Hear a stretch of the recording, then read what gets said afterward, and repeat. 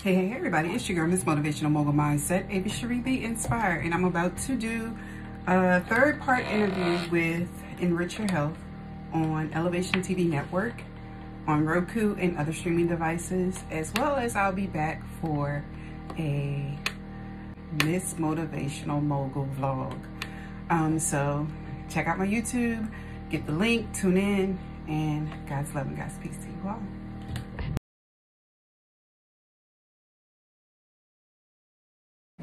Hey everybody, it is your girl, Miss Motivational Mogul Mindset, Ava Cherie the Inspire, and I'm coming on today because I wanted to share something. I had some trainings this evening. I did a show about health and wellness. I love doing this show with a nutritionist friend of mine, Miss Paula. So I had a question from someone who watches my vlogs, who gets their coaching periodically, and they couldn't figure out why the rut they were in remained the same. And I had to ask them, are you fostering an environment of empowerment? Is your environment fostering your growth? Do you have things at your disposal that's tangible, that's just right over there that you can pick up? Like my Wounds to Wins accountability card game. But like with this, like, do you have something you could pick up that doesn't require you going out of your way and getting other people in your business? Do you have a prayer life? Do you have a meditation life? They were frustrated because the vlogs all over social media, really great content from some people, really great inspirational leaders and speakers. However, sometimes it just doesn't feel attainable for you. And so she asked me, do I feel and am I honest with everything that I say? And how do I keep going? Like, how do I manage to give so much in my vlogs and in my servitude? And what is my day-to-days like without wanting to get all in my business, right? And so I told her, one, encouraging others is what helps me through. Ministry starts at home. So everything God gives me to over-deliver to other people, it ministers so much more in me and it overpours in myself. No, every day is not perfect, and I will never profess that it is. Some days I have to monitor exactly what I say because I could be pissed off. I'm human. I could be in a mode. I'm never professing perfection. That's never going to come out my mouth. I have imperfections. I have flaws. I have shortcomings, tough days that takes more strength than I think I can muster to get through. But what I also have is a prayer life. I have an avid prayer and faith life. I have things that are tangible to me that I utilize. And what I had to ask her was, how consistent are you with utilizing the things and tools that you have? For a fact that I know that you have, at least in the interactions with me. And who's around you fostering your empowerment to break free from those inconsistent cycles? Who's around you that's stroking you and patting you on the back to promote your growth? And if you don't have anyone around, how do you feel about yourself within? How much do you feel that you really can achieve?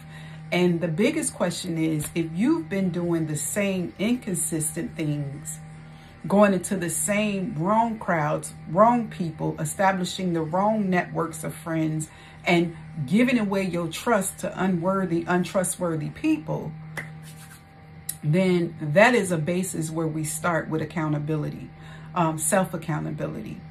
And when God gave me the idea to do the Real Talk for Overcomers card game, not just for something to plug or to sell as an entrepreneur, it is because so many people struggle with things that they don't want to say they struggle with. So many people just try to ignore what it is that they got their hand in that's taking them through those trials and tribulations, those things that they can't get out of.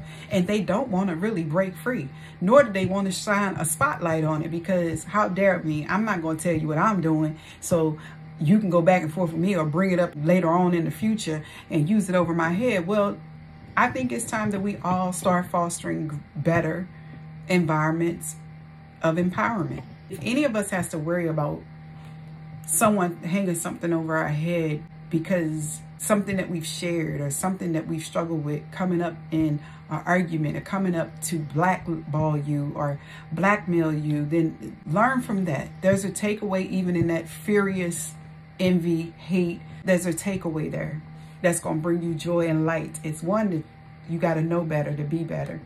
Two, you got to choose better for yourself.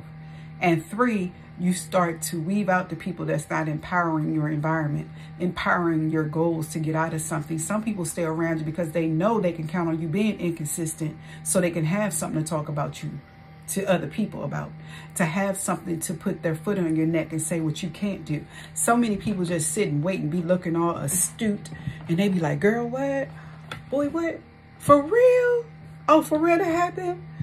And the whole time they're just keeping it in their mental log so they can just throw it in their face. Because if your environment is a bunch of people that breeds that type of stuff, if your environment is a bunch of people that's inconsistent and talk about people that's envious, that's always in drama-filled situations and have chaos, they just log it in their mental log so they can always have something to throw back. But if your environment is people that ain't got time for that, that ain't standing for that, that's not a part of their character traits and their beliefs, then they're not going to log it in their mental log. Only thing they're going to do, though, is if you commit to breaking a cycle or breaking something off of you from doing it, and you're outwardly committing to some people that are positive, that I'm going to stop this foolishness, or if that stuff doesn't exist in that circle, they're going to call you on it. And those are the type of people that you want to be around. The people that call you on it, not throwing it in your face, be like, yo, I ain't asked you to overcommit, and I ain't asked you to commit to me. You came to me and said, this is something that you want to help with because you're tired. You want to be done with this. This is not something I need to throw in your face to help me to grow, because it doesn't help me grow. It helps me become bound with you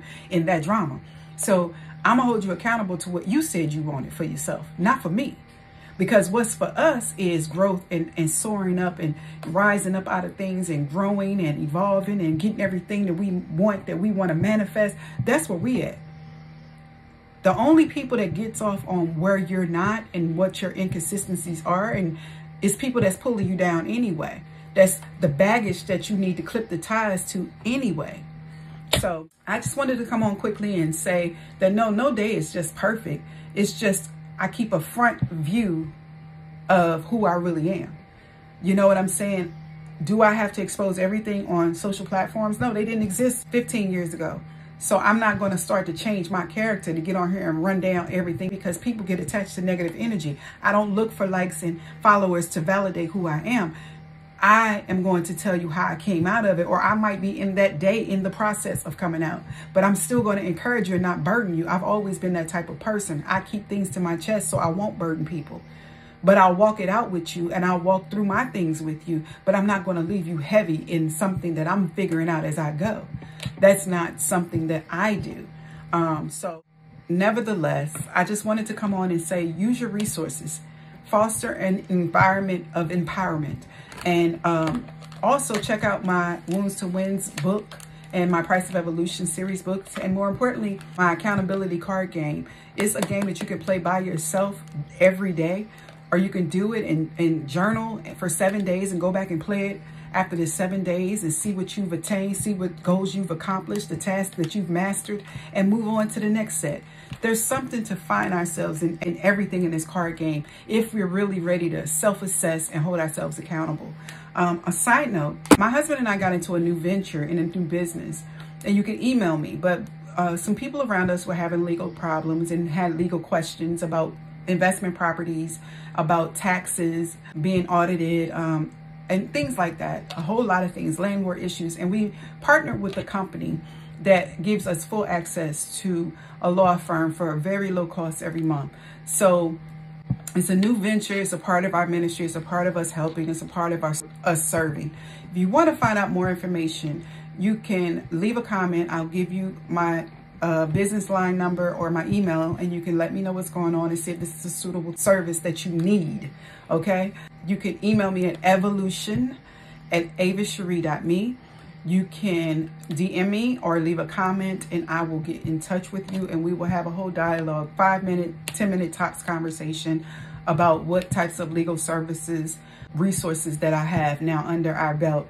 So yeah, we're just moving and grooving, and things come up. It helped us with our business, so we use the service ourselves for business and other things. So this is your girl, Miss Motivational Mogul Mindset, Ava Cherie, the Inspire. God's love to you. I pray that this rests well in your spirit, and I hope it gives you some insight on who I am, at least, because I don't ever judge, and it's never what it looks like, but it doesn't have to be either. If you're feeling ugly, you definitely don't want to be ugly and look ugly.